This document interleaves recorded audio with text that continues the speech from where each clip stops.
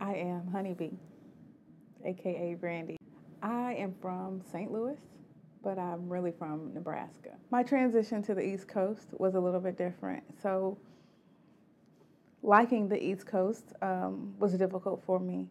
I'm such a family person, so I was very nervous about not having my mom and my brother and my nephew, who's dear to my heart. That was very tough for me. Now that it's been about a year and a half, my transition is a little bit easier. I'm finding new friends on my own. So I'm falling in love with the East Coast more and more. I found that when I transitioned here, that people want to know what you do for a living, who you know, do you have a business card, or how can you somehow help them professionally. I'm very used to people knowing you for other reasons than what you do for a living. And I think that a lot of the times people define themselves based on their job. So if you ask a lot of people out here, who are you? One of the first things that they'll do is they'll state their profession. We have a lot of educated people on the East Coast. We have different type of classes, and there are clear divisions within the classes. And most of the time, it is really based on education and your job that defines the social systems and the norms here. So I think people thrive off of what they do. And that's why I really think that what you do for a living is very important to people. I gain my drive and I gain my motivation every day, knowing that I can be a little bit better. I put these goals and all of these expectations on myself, and I think that we do that naturally as human beings. We set these goals and we say, I'm going to cross this off about time I'm this age, or whatever type of stipulation that you put. So, what really drives me is making sure that I am living in the moment and taking care of my mental state. What would I say to young people based on my life experiences now? I would say live. I've worked with elderly people for a while. I would go to their house and they would have these pension, and they would have these mansions, and they would have these cars that may have sat in their driveway with a flat tire for years. But what they did not have was their youth.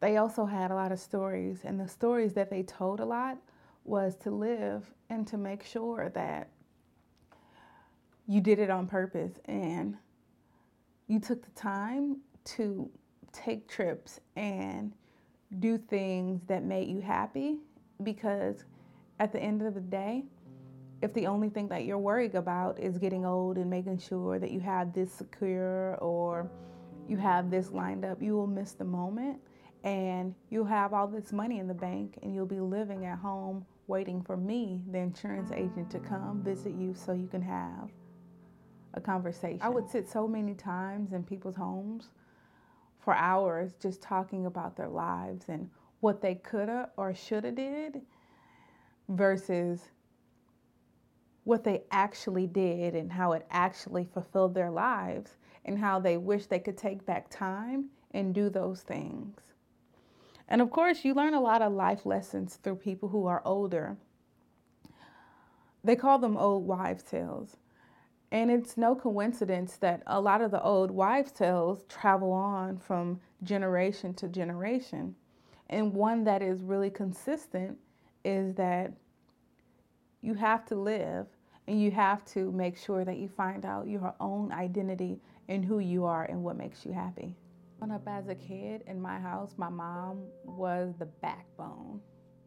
And I don't think it was coincidental. I think it's because she's had to be such a strong woman growing up in the streets of East St. Louis without a mom and without a dad. So growing up was very structured. My mom was such a decent woman, and I didn't appreciate her until I was out of her household. I questioned in my head a lot why she was so strict and so stern on me. I'm the oldest of two younger brothers, and my mom raised me very different than she raised my brothers. I had a curfew at 10 o'clock. I wasn't allowed to wear a bikini till I was out of high school. I wasn't allowed to wear makeup till I was out of high school. But what I love about my mom so much is that I didn't appreciate her until now. And I can't imagine life without my mom. We had traditional meals growing up. McDonald's at a table was like a treat. I was a teenager, and if I got a kids meal, I was surprised and I thanked her. She cooked all of the meals and she worked hard. Sometimes when I have a long day at work, I couldn't imagine having to go home to 3 kids and having to make sure that their schoolwork was done, making sure that my husband was taken care of, and then my kids were fed and everybody was tucked in. One of the things that my mom always made me do before I went to bed was to give her a kiss. And I wish that my mom was near me every day so I can still give her a kiss.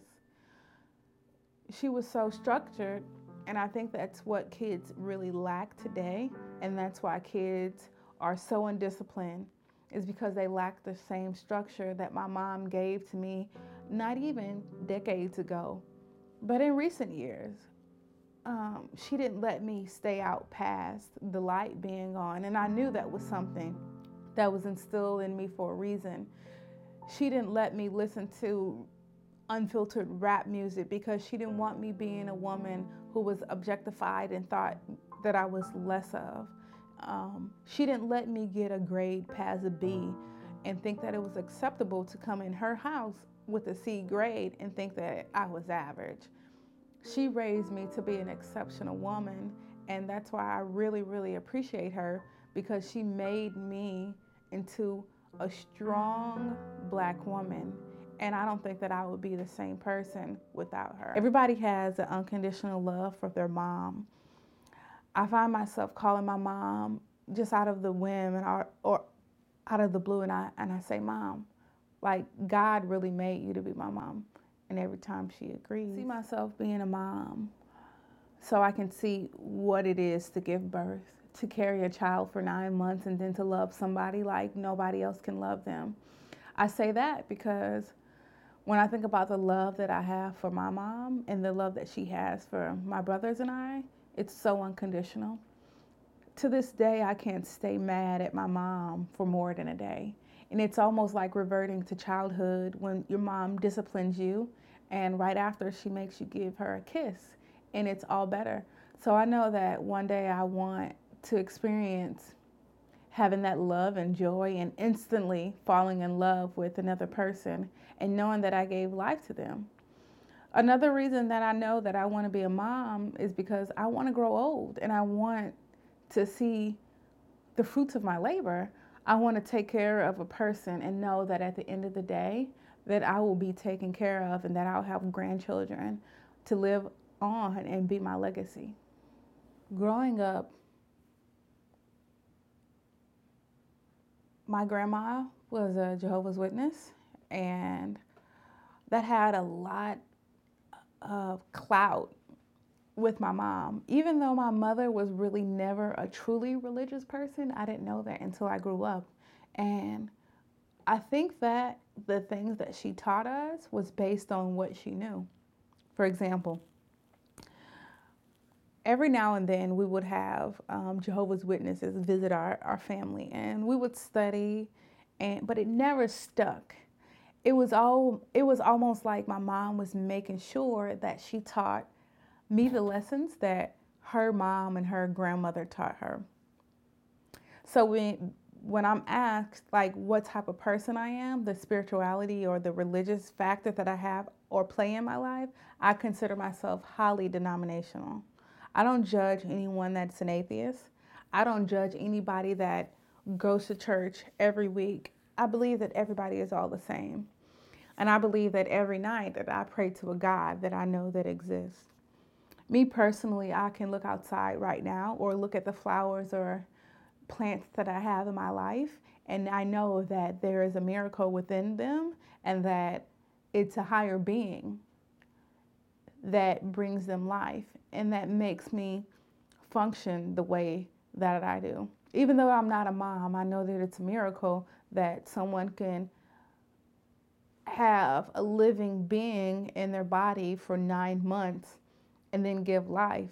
I know that a God exists. Do I question some of the things that people tell me about God? Absolutely. Do I think that man has a hand in the Bible? Absolutely.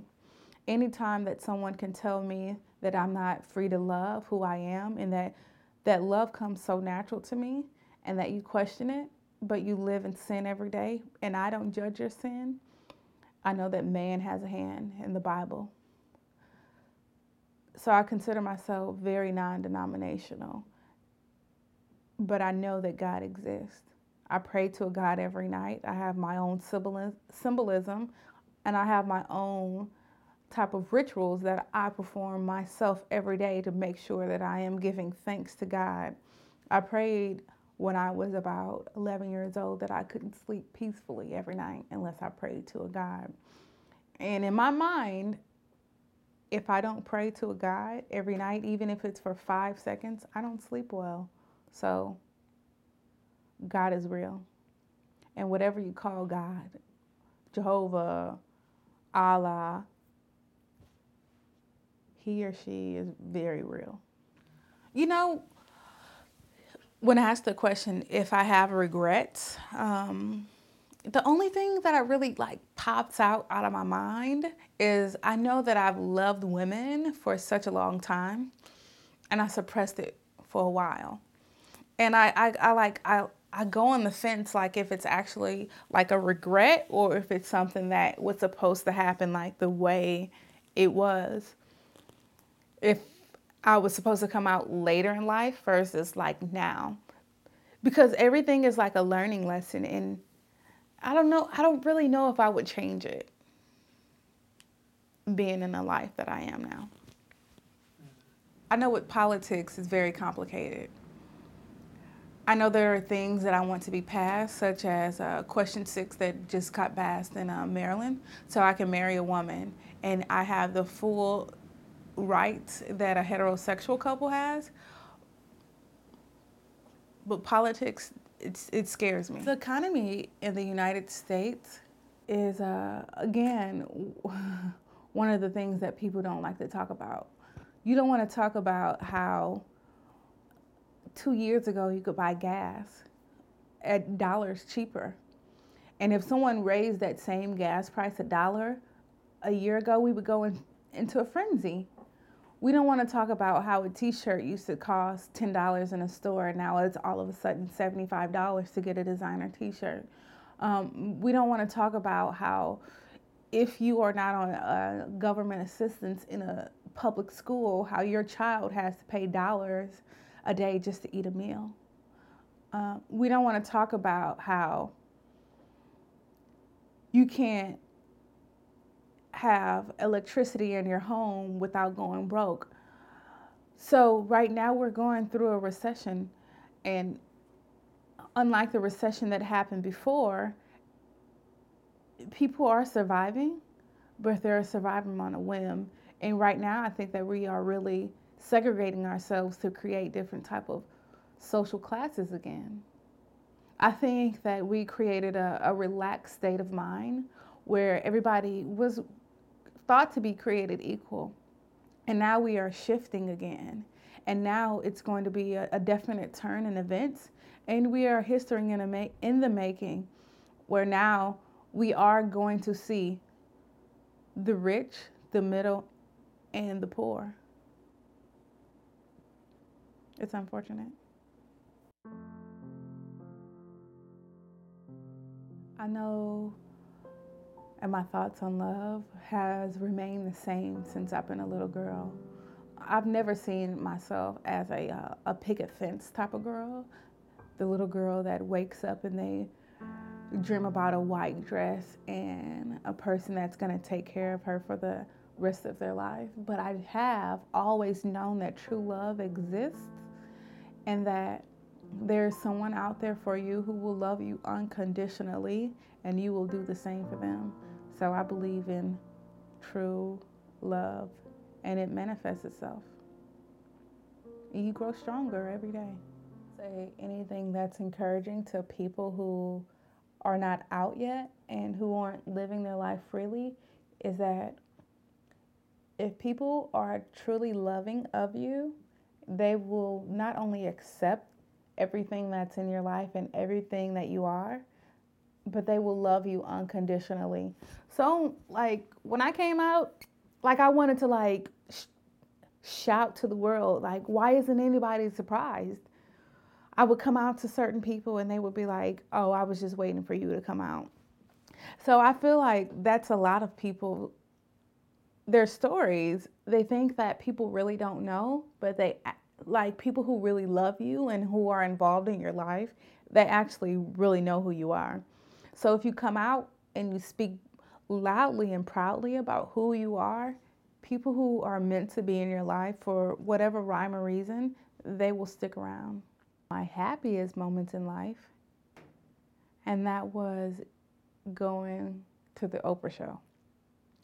I loved that woman for so long, and I looked up to her for so long, and just to be in the audience and like hug her and have an awesome day with her was amazing. And then I didn't even know that that would turn into going into Australia and then being interviewed from her and then seeing her again in New York. Like that, literally, it sounds a little bit obsessive, has been like one of the greatest things that I've ever did. Not just because who she is, but what she embodies, like a strong woman who is about business, who is living her life like purposely, and she's a really, really amazing woman. And one of the greatest things that came out of that is I got to get my mom a passport so she could travel overseas with me and share the entire experience. Like that is one of the things that I will never ever ever regret.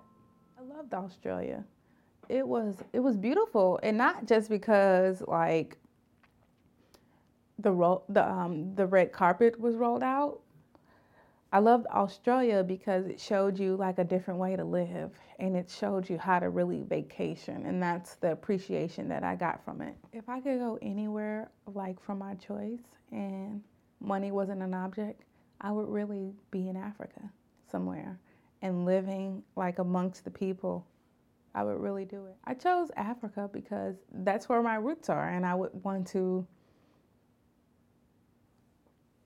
find where the people who I'm from are and like learn my history and learn like my culture. So I would choose Africa.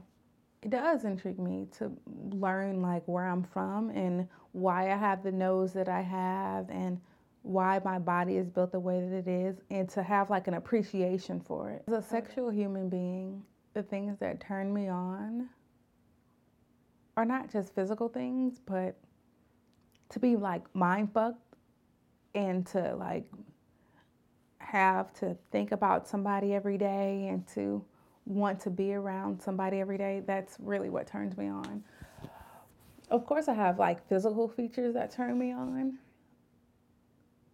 Like a tall person turns me on, or somebody who's like very charismatic. Those are the type of things that turn me on.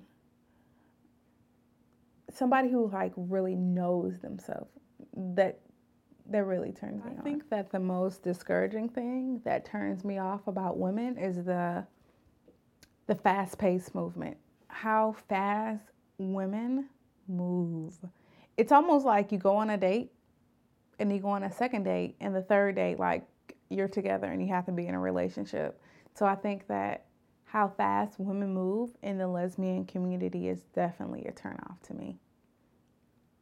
And people not learning how to like date and truly date, and emotions have to be involved in it, and dating two women, it can be very challenging. I love women because my mind is so intrigued by women. I love a woman who is very secure. I love a woman who can be androgynous. I love a woman who's very like sensual. And I just love a woman who knows that at the end of the day, like your love and her love can't be conquered by anything. I just really, really love the existence of a strong woman. I see myself being, in the future, a woman of progression, even if everybody doesn't understand it. I see myself living and saying that I did everything that I wanted to do, and when I was ready to be whoever I am, that I did it because that's exactly what I wanted to do. So in the future, I really see myself being a very disciplined woman and standing by everything and every ounce and soul of me being exactly who I am.